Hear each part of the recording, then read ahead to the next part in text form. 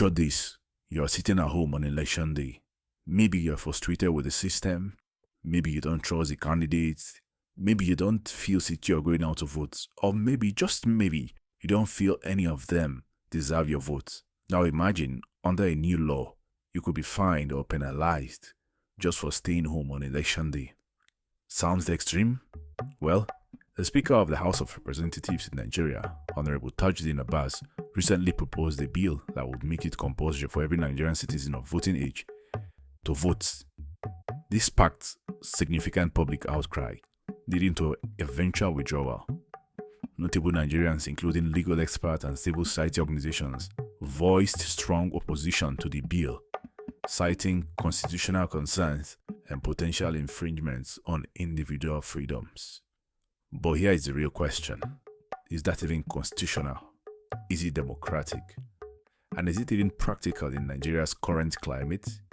Let us unpack this together. Let's start at the foundation. What does the Nigerian Constitution say?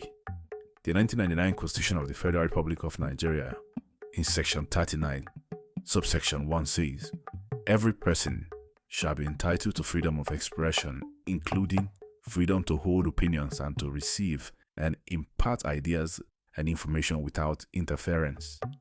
That freedom, it includes political expression, and that political expression, by global and legal interpretation, includes the right to vote and equally the right not to vote. The choice is yours. Then, there is also Section 40 of the same Nigerian Constitution, 1999 Constitution, which guarantees freedom of assembly and association. Again, this gives Nigerians the liberty to engage or not to engage in political processes. Democracy, by design, is about freedom of choice, not forced participation. Nowhere in the Constitution does it say voting is compulsory. Instead, the right to vote is exactly that, a right, not an obligation. Now, let us even consider some international norms. So we're stepping outside Nigeria for a moment. In most democracies around the world, including powerhouses like the United States, Canada, United Kingdom, and Germany, voting is optional. Why? Because in a true democracy, abstention is a valid political stance. Choosing not to vote can be a protest in itself. In 2007, the United Nations Human Rights Committee, interpreting the International Covenant on Civil and Political Rights, stated, "Any restrictions on the rights to vote or to be elected must be justifiable on objective and reasonable criteria." Compelling people to vote under threat of punishment, come on, that flies in the face of global democratic standards and infringes on civil liberties.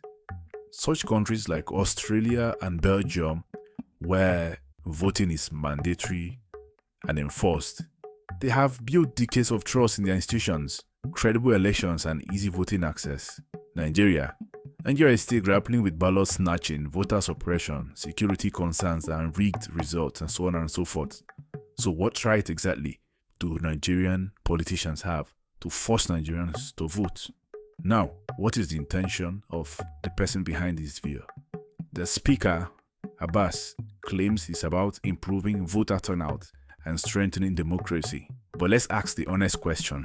Can you force people to trust a system they believe is broken? Let's be clear here. Voter apathy in Nigeria doesn't stem from laziness. It stems from a deep-seated distrust in electoral processes, political candidates, and even in the very institution meant to protect democracy, which is INEC.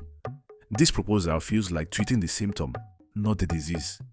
It's like forcing someone to eat at a restaurant after they've been poisoned there once already, without first fixing the kitchen. It doesn't make sense. Now, what are legal experts saying about this bill? We'll take first that of Mr. Olisa Agbakoba, Senior Advocate of Nigeria.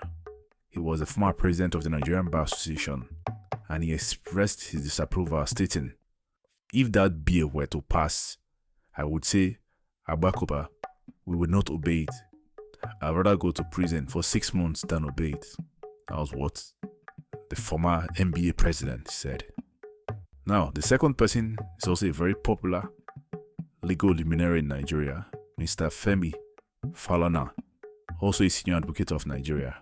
is a human rights lawyer, and he argued that the bill was inconsistent with constitutional provisions, particularly sections 37, 38, 77, subsection 2, 135, subsection 5, and 178, subsection 5, which protects rights to privacy, freedom of thought, and conscience.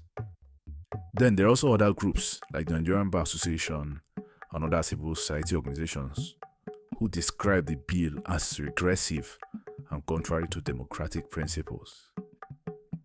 After the reaction from Nigerians and the eventual withdrawal, here is what Mr. Abbas said. In the light of the widespread criticism, I am withdrawing the bill, although it was intended to bolster civic engagement, but the public sentiment does not favor it. And then he went on to emphasize exploring positive incentives to encourage voluntary participation in elections. Nigerian politicians are like people who do not consider anything before they act. They behave like kids. They don't think about the consequences of anything before they say it. Just because they occupy political offices, they think they can do anything and get away with it. Now let's even consider the implications of this kind of bills. We're going to consider 8 of them. The first one is constitutional and legal violations.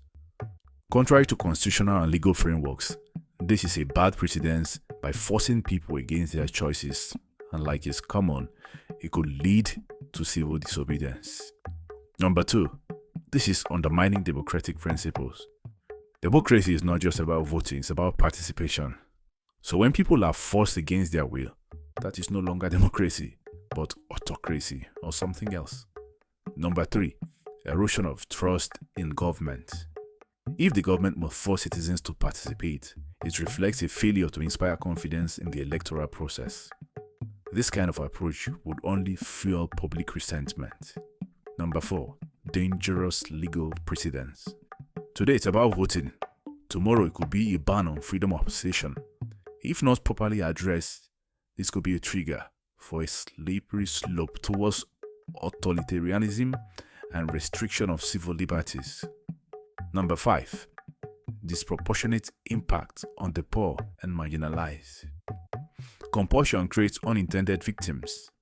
Punishment for not voting would seriously affect the internally displaced persons who have in Nigeria, people in remote areas, the elderly, disabled, and people likely to be on duty, election duty or essential duties on that day.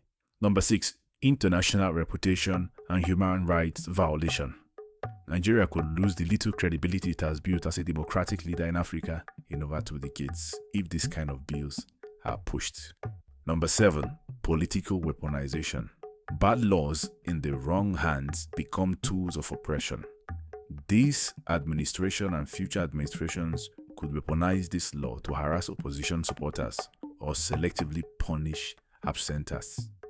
Number 8, loss of civic autonomy. True, civic participation starts with free will. Citizens have the right to protest by not voting if they have concerns, and nothing should be done to them. So, having known the implications, as a constituent, what can you do to help the situation and check the reckless behavior of politicians? Number 1 is to raise your voice. Democracy depends on active civic engagement. Contact your representatives regularly and engage them. If it means recalling them, please do so. There's provision for that in the Constitution. Else, you can wait for them in the next election and let them feel your pulse. You know what to do. Number 2, be organized. Civil society groups, legal experts, and youth-led coalitions need to challenge this kind of bills legally and publicly to let them know that they have derailed or they are derailing. Number 3, educate. If you are a politically exposed individual, please help others around you. Let them know what is at stake in a democracy. It's not just about voting. It's about the power to choose if, when, and how you participate in a democracy. And after the election day, democracy continues. Because the moment participation is forced, it's no longer democracy. It becomes coercion. It is not just good enough that we have it in our books that voting is compulsory. How will it be enforced? My big brother, the Deputy Speaker, has referenced Australia, that certain incentives could be given. What are the incentives in our claims? What are those things that citizens even enjoy? Is it that you'll be denied security? There is no water anywhere, as you say, you'll be denied your basic utilities. What exactly will be denied any man who has refused to vote in Nigeria? I don't think there's anything that can be denied any man that has refused to vote. But I have some reservations, Mr. Speaker. We are trying to put something on nothing. It is not the problem mandating citizens to vote. There is no problem making it compulsory for citizens to vote. But a situation where citizens have lost confidence in their vote, it becomes a problem, a very serious problem. If you have followed this far, please remember to subscribe, like this video, share it, and leave us a comment. We want to know what you think about these contents. While Honorable Tajudeen Abbas' intention may be rooted in the desire to energize Nigeria's democracy, let it be clear, true democracy doesn't come from compulsion. It comes from trust, from freedom, and from a people who believe their voice matters. You cannot mandate belief in a system. You have to earn it.